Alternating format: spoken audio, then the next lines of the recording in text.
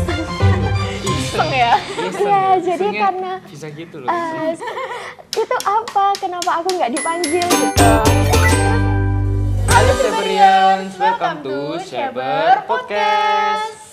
Nah, di episode kali ini kita bakalan bahas sebuah topik yang lagi hangat-hangatnya nih, dan pastinya penting banget buat teman-teman yang mau masuk ke perguruan tinggi. Bener banget nih Nau, apalagi kan barusan nih kebijakan untuk masuk ke perguruan tinggi barusan diubah oleh Pak Menteri Pendidikan kita.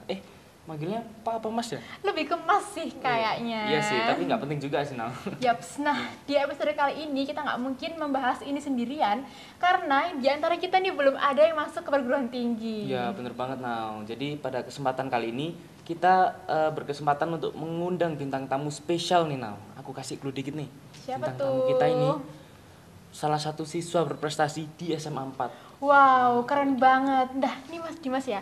Dengar-dengar nih tamu kita hari ini tuh juga merupakan ranking 1 eligible tahun kemarin. Wah, gila sih, itu keren banget. Siapa sih Siapa yang bakalan jadi tamu kita hari ini? Siapa yuk? Pasti penasaran kan? Langsung aja nggak sih kita Langsung aja. panggil? Ini dia Mbak Alisa. Halo Syaberians. Nah, barengan sama Mbak Alisa hari ini kita bakalan bahas seputar perguruan tinggi dan tips and trik menarik lainnya yang pastinya bermanfaat banget nih. Sebelum itu Nau, Apa kita tuh? harus ngasih kesempatan dulu dong ke Mbak Alisa untuk perkenalan. Karena ada pepatah yang bilang, tak kenal maka tak sayang.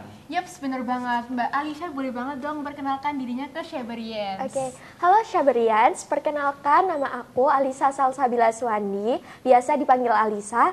Aku merupakan salah satu alumni dari SMA Negeri 4 Malang dan sekarang lagi berproses di Fakultas Hukum Universitas Gadjah Mada. Yaps, itu dia guys tentang Mbak Alisa. Nah, Dimas Raffi, daripada kelamaan langsung aja kita ke pertanyaan yang pertama nih buat Mbak Alisa. Oke, langsung ke pertanyaan pertama ya. Iya. Dari sekian banyaknya kampus yang ada di Indonesia, mengapa harus milih UGM? Jadi awalnya tuh sebenarnya cita-cita aku tuh Universitas Indonesia. Tapi karena beberapa faktor yang mungkin kurang disetujui sama keluarga, orang tua, akhirnya mereka menyarankan aku untuk memilih Universitas Gadjah Mada. Dan setelah mendapat saran dari beberapa keluarga dan kerabat juga, akhirnya aku memutuskan untuk memilih Universitas Gadjah Mada. Nah, kalau misalnya boleh tahu nih ya, Iya. Mbak Alisa di Universitas Gadjah Mada ini emang ngambil jurusan apa sih? Aku kebetulan ngambil jurusan hukum. Oh, ya keren Jurusan banget hukum, gila ya. Iya. Jadi aku tuh milih jurusan hukum itu karena emang cita-cita dari sejak kecil gitu ya. Jadi emang dari kecil itu aku menggemari kayak bagian-bagian forensik gitu awalnya.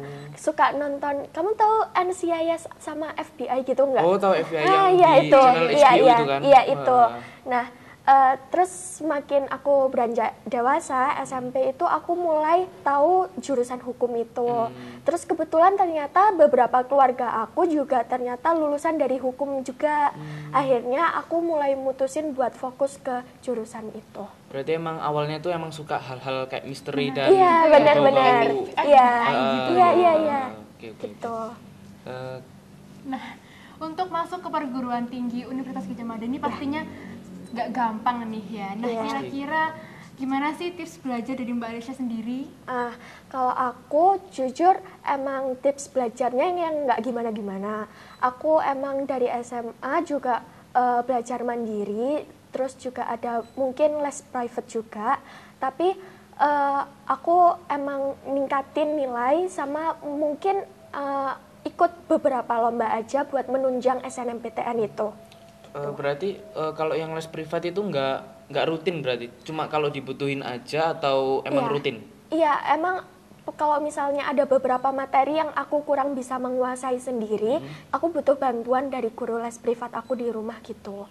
Oh iya. Nah, tadi Mbak Alisa kan sempat mengatakan bahwa membagi waktu itu antara les dan juga sekolah dan juga mengikuti lomba-lomba. Nah, gimana sih tips dari Mbak Alisa sendiri nih untuk membagi waktu di antara ketiga itu?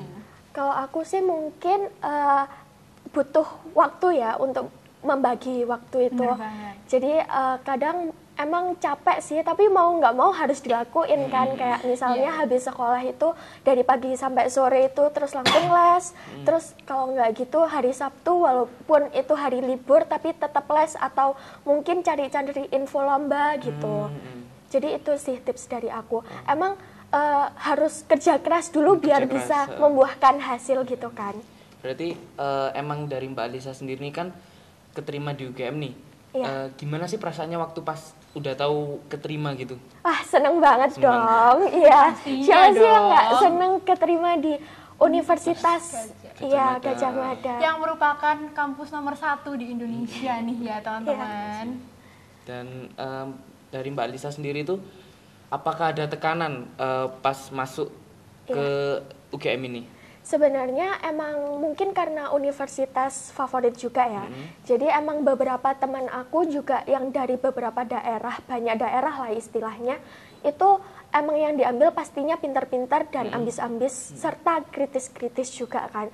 Tapi gara-gara lingkungan itu juga aku juga jadi termotivasi. Ya, jadi akhirnya aku bisa berkembang sampai ini gitu. Kan aku kan pernah dengar ada rumor tuh kalau misalnya kampus-kampus misal kayak kampus UI, ITB gitu. Kan mereka karena kampus favorit jadi tugasnya banyak terus akhirnya kurang tidur dan kurang istirahat. Itu berlaku juga nggak sih ke Mbak Alisa? Iya, tentu berlaku. Ya, jadi mungkin tergantung jurusan juga ya. Mungkin kalau misalnya di Saintek emang lebih berat juga tekanannya. Soalnya kan pasti ada kayak mereka ada prakteknya, terus juga harus ngerjakan tugas yang banyak, bisa juga nulis atau ngetik gitu mungkin ya. Tapi kalau buat aku di jurusan hukum, itu emang tugasnya emang nggak terlalu sebanyak Saintek gitu. Tapi emang ujiannya juga banyak, soalnya materinya juga banyak gitu. Kayak misalnya satu mata kuliah itu bisa menghabiskan satu buku sendiri untuk ujian itu gitu. Jadi emang kalau ujian itu apalagi di rumpun aku emang harus mau nggak mau begadang sih gitu.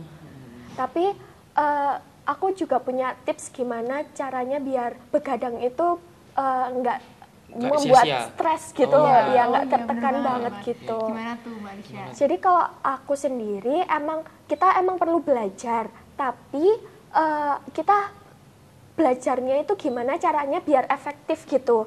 Jadi caranya itu kalau aku yang pertama emang dimulai dari niat sih. Kayak siapa sih yang nggak belajar tanpa niat itu pasti nggak bisa. Kayak kalau misalnya otak kamu belajar tapi hati kamu menolak juga nggak bisa pasti kan. Scroll TikTok kan. Itu juga. Terus yang kedua adalah kamu enjoy gimana cara belajar kamu. Misalnya kayak dengerin musik atau sambil ngehafal mungkin. Tergantung tipe cara belajar kamu sendiri juga. Terus yang ketiga adalah menurutku walaupun emang materinya banyak di perkuliahan itu, tapi kita harus ada batasannya untuk tidur itu. Jadi istirahat yang cukup itu juga penting. Jadi misalnya kalau aku ujian minggu-minggu ujian gini ya, kan emang ujiannya setiap hari gitu kan. Setiap hari? Iya, jadi kayak dipadetin gitu. Jadi 1 minggu ujian full gitu biasanya. Iya. Itu maksudnya dalam rangka minggu ujian kayak UAS gitu? Iya gitu. Oke. Nah, pas minggu-minggu ujian ini, biasanya aku tidurnya jam 12, terus habis itu bangun lagi jam 3 pagi buat ngehafal materi gitu, sambil mungkin bisa ibadah tahajud juga, atau mungkin sambil baca-baca buku lagi gitu. Dan itu buat aku ngerasa nempel banget materinya di otak, terus juga nggak ngantuk banget pas ujian. Jadi kita tetap stay fokus gitu. Wow, menarik banget nih ya tips dari Mbak Alisa. Nah, kita balik lagi nih yang tadi bahwa untuk memasuki perguruan tinggi ini juga disediakan sertifikat. Nah, kira-kira Mbak Alisa sendiri nih lomba apa sih yang diikuti dan apa yang dimasukkan ke dalam SNBP itu? Kalau aku emang kan waktu SMA aku online nih ya, jadi jujur aja karena aku juga KBJ, aku juga kurang mengikuti banyak lomba gitu. Jadi aku emang menyesali itu sih. Tapi aku ikut beberapa lomba Olimpiade Bahasa Inggris. Kebetulan alhamdulillah aku mendapatkan medali perak dan juga perunggu. Lalu itu yang aku masukkan ke SNMPTN gitu. Oke. Kan tadi Mbak Alisa sudah sempat nge-share tentang apa saja sih tips belajarnya. Kalau dari Mbak Alisa sendiri nih, Mbak Alisa tuh kalau belajar itu termasuk yang auditori kah atau visual kah atau yang harus gerak dulu baru bisa belajar kah atau gimana? Kalau aku itu sih lebih ke visual sama audio gitu. Jadi aku emang harus melihat dan mendengarkan dulu, lalu aku harus benar-benar mempelajari itu, jadi baru bisa masuk ke otak aku gitu. Nah, sempat tadi Mbak Alisa bilang kalau misalnya Mbak Alisa ini termasuk KBC ya, atau biasa disebut itu kelompok belajar cepat. Nah, kira-kira ini untuk masuk ke KBC itu emang dari kemauan Mbak Alisa sendiri atau dari kemauan orang tua gitu? Jujur, awalnya itu iseng. Iseng ya? Iya, jadi karena bisa gitu loh. Sebenarnya waktu daftar ulang di SMA 4, aku itu milih yang 3 tahun belajar. Terus pas itu kalau nggak salah di grup chat WA, itu ada beberapa orang yang dipanggil sama wali kelas gitu kan. Nah, terus aku kepo, itu apa? Kenapa aku nggak dipanggil gitu? Terus habis itu ternyata setelah aku tahu itu buat yang daftar 2 tahun sekolah gitu kan. Terus akhirnya aku coba bilang ke mamaku, "Mah, aku boleh nggak daftar KBC ini? Siapa tahu bisa keterima gitu kan." Ya alhamdulillah ternyata lolos gitu. Memang pada saat sebelum masuk ke KBC itu ada seleksinya atau bagaimana? Kalau nggak salah dari BK sendiri sama guru-guru ada seleksi nilai rapot. Karena pas itu kan juga nilai rapot UN, SMP? Iya, nggak ada UN juga kan di angkatan aku, jadinya pakai nilai rapot SMP. Aku mau tanya nih, kan Mbak Lisa dulu kan KBC. Yang jelas KBC itu kan aku dengar dari teman-temanku nih, KBC itu kayak banyak tekanan gitu kan, kayak tugasnya tuh banyak banget gitu loh. Ada nggak sih dulu tuh kayak kepikiran buat, aduh apa aku keluar KBC aja ya atau enggak? Nah iya itu pemikiran teman-teman di sini. Oke, jadi sebenarnya itu tergantung niat juga sih sebenarnya. Aku emang awalnya iseng, tapi aku jujur dalam hati aku niat kalau misalnya pengen sekolah 2 tahun itu. Jadi aku ngerasa selama sekolah itu aku enjoy aja gitu sih. Jadi kayak nggak kerasa gitu tiba-tiba udah mau lulus aja. Dan sebenarnya emang tugasnya berat-berat ya. Apalagi kalau misalnya lihat teman-temannya lagi liburan, apalagi itu pas online kan. Dan itu benar-benar kayak aku cemburu banget, kayak iri, mau gimana lagi, harus ngerjain tugas sekolah tapi teman-teman lagi liburan. Tapi aku diberitahu mama aku gini, kalau misalnya kamu kayak gini pasti insya Allah ada hasilnya nanti gitu. Masya Allah, keren banget ya. Banyak banget yang bisa kita ambil ya dari Mbak Alisa ini. Nah iya bener banget. Nah dengar kan tadi sudah bilang kalau misalnya Mbak Alisa ini merupakan ranking 1 eligible tahun lalu. Nah gimana sih Mbak Alisa sendiri ini untuk mempertahankan ranking tersebut? Jujur sebenarnya aku nggak nyangka juga di ranking 1. Itu mungkin juga karena pengaruh nilai di KBC juga yang ada batas minimalnya. Jadi emang nggak kerasa aja kok aku bisa tiba-tiba ranking 1 gitu. Tapi emang mempertahankan ranking 1 itu agak lumayan susah ya. Pasti kan ada naik turunnya di nilai rapor itu, dan itu sangat-sangat wajar. Aku juga mengalami itu juga gitu. Aku dulu juga sempet tuh kan tur ke UGM, terus juga sempet mampir keliling-keliling gitu.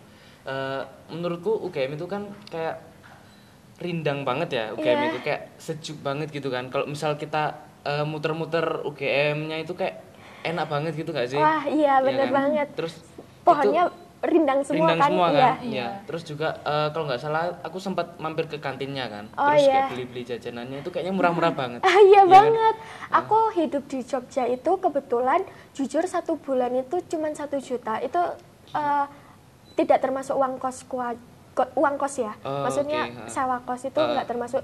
Jadi makanan, biaya hidup, transportasi itu aku 1 juta itu udah cukup banget. Cukup banget. Iya. Wow. Jogja itu terkenal murah banget ya. Iya. Ini buat teman-teman yang mau kuliah di Jogja nih, nggak apa-apa ya, nggak perlu khawatir buat masalah keuangan ya, karena itu murah-murah begitu ya, Mbak Aisyah. Nah, kira-kira nih apa sih perbedaan antara setelah menjadi mahasiswa dan sebelum menjadi mahasiswa dari Mbak Alisa sendiri? Wah, ini kayaknya pertanyaan yang paling sering ditanyain sama siswa-siswi sekarang nih. Iya benar. Jadi jujur aja emang perlu adaptasi kan, dari siswa ke mahasiswa itu sangat perlu banyak adaptasi. Emang apa ya, capek banget kuliah itu jujur. Tapi kayak misalnya di SMA ini sekolah dari pagi sampai sore, terus habis itu pulang terus langsung les gitu, kayak nggak kerasa nggak sih? Tapi kalau aku sendiri kuliah satu SKS cuman 2 jam gitu atau 1 jam, itu udah kerasa banget capeknya. Padahal itu juga waktunya kan tergantung kita milihnya ya. Bisa jam 8, bisa jam 12, jam 10, itu bebas tergantung kita milih pas di awal gitu.